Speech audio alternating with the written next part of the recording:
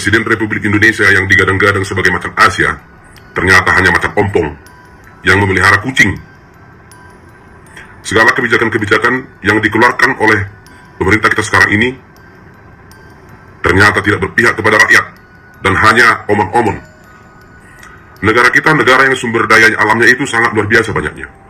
Mulai dari tambang minyak, emas, nikel, batu bara, gas bumi, dan lain sebagainya, termasuk hasil hutan. Itu kemana hasilnya semua? Dan juga uang-uang hasil sitaan daripada koruptor yang nilainya sampai triliunan, bahkan ribu triliun yang disita dari koruptor, itu di mana semua?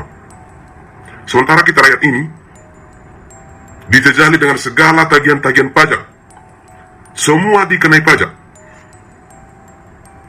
Apa negara ini harus hidup dari pajak yang rakyat berikan? Ini tidak adil. Dalam pemerintahan Prabowo sekarang, ternyata kita tidak menemukan apa artinya seorang pemimpin negara yang bijaksana. Ternyata hanya pemimpin yang bodoh, yang menjual data dari rakyat Indonesia ke luar negeri, yang akibatnya nanti sangat rentan terhadap manusia-manusia tidak bertanggung jawab terhadap akun-akun rakyat Indonesia, apalagi yang berhubungan dengan masalah keuangan atau bank. Bisa ditutup orang bank apa kita rekening kita, bisa dicuri orang uang kita. Itulah yang paling negatif untuk rakyat kecil. Janganlah dulu tentang masalah-masalah yang lain. Kenapa saya bilang negara kita ini sekarang tidak adil? Sementara sumber daya kita banyak, sumber daya alam kita banyak, hasil tambang kita banyak.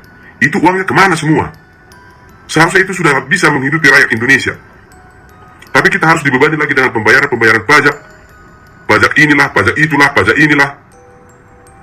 Sementara kehidupan masyarakat sekarang semakin susah. Dalam Undang-Undang Dasar 1945 pasal 33, ya, bahwa bumi, air, dan kekayaan alam dikelola oleh negara dan digunakan untuk kemakmuran seluruh rakyat. Ya.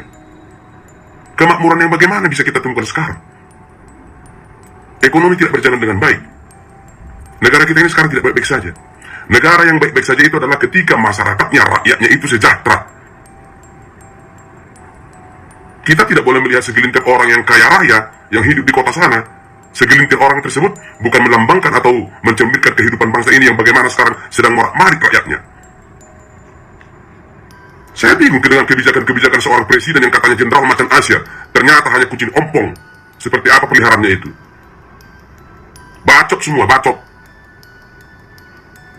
Padahal demokrasi ekonomi itu harus, ya, ekonomi yang berkerakyatan, yang tujuan akhirnya adalah demi kesejahteraan rakyat. Tetapi apa yang kita lihat sekarang?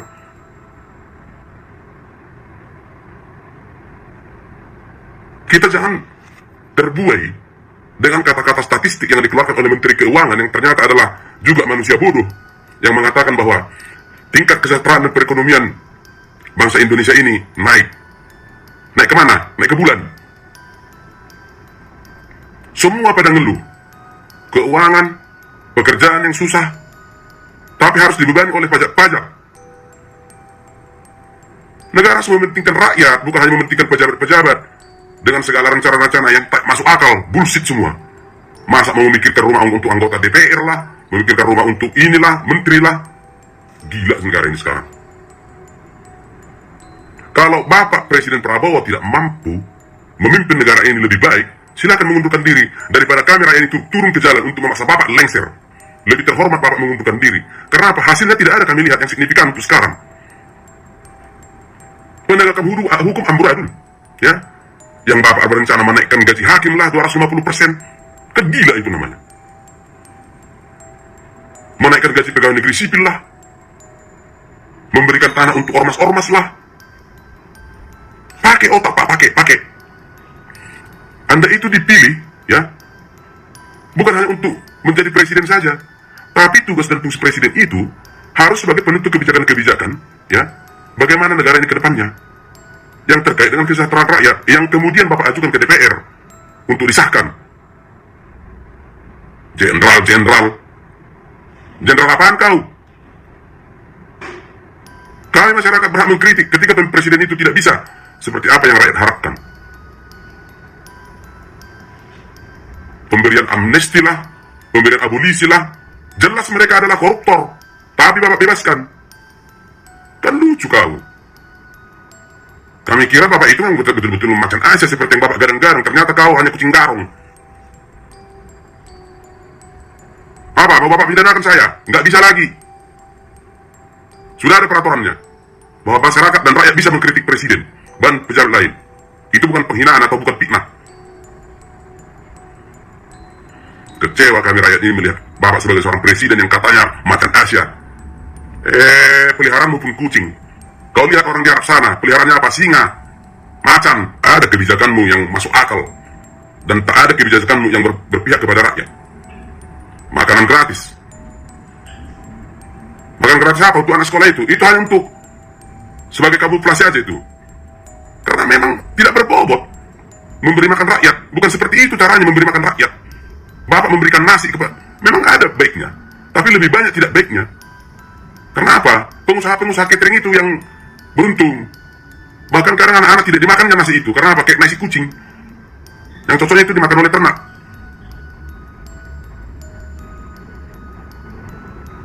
Penasihat presiden ini bagaimana sih?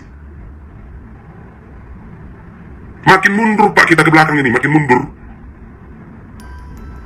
Baru kali ini saya kepikiran, untung selama 2 periode Bapak Prabowo menjadi calon presiden, ya, tidak saya pilih.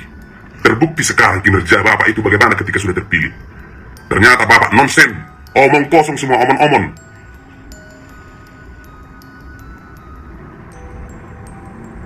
Kalau merasa Bapak tidak sanggup dengan usia yang sudah semakin tua, ya mundur. Jangan paksakan diri, karena terlalu banyak sudah kebijakan-kebijakan Bapak yang tidak pro rakyat, tapi pro pejabat, pro ormas, pro negara lain. Selain ketololan, dengan menjual data ke Amerika Serikat, yang lebih tolol dan lebih absurd lagi adalah kebijakan PPATK berhak memblokir rekening di bank yang tidak terpakai selama 3 bulan. Itu pelanggaran hak asasi manusia, bos. Bapak belajar dari mana? Penasihatmu, menterimu dari mana pendidikannya semua? Kok semakin tolol gitu loh. Kemudian masalah tanah. Tanah yang tidak dikelola selama 2 tahun berturut-turut disita oleh negara. Kebijakan macam apa itu? Kok jadi kita mundur ke zaman sebelum kemerdekaan? Zaman kolonial?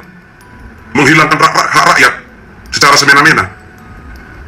Seandainya itu tanah warisan, ya,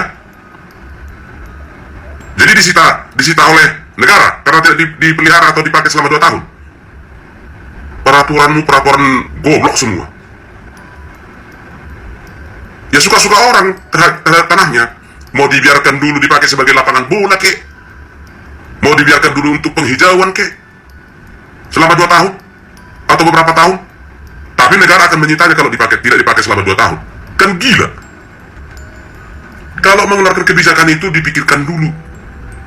Jangan seperti PPATK itu. Dikeluarkan kebijakan, kemudian dibatalkan. Tapi sudah ada efek negatifnya kepada orang lain. Bahkan ada orang yang sudah meninggal karena rekeningnya tidak bisa dicairkan. Itu namanya membunuh secara tidak langsung. Jangan karena Bapak Presiden jadi suka-sukamu. Dulu kami berharap bahwa sebagai seorang jenderal, Bapak itu jiwanya jiwa Indonesia. Jiwa seorang pejuang. Ternyata jauh panggang dari api. Salah pilih kan.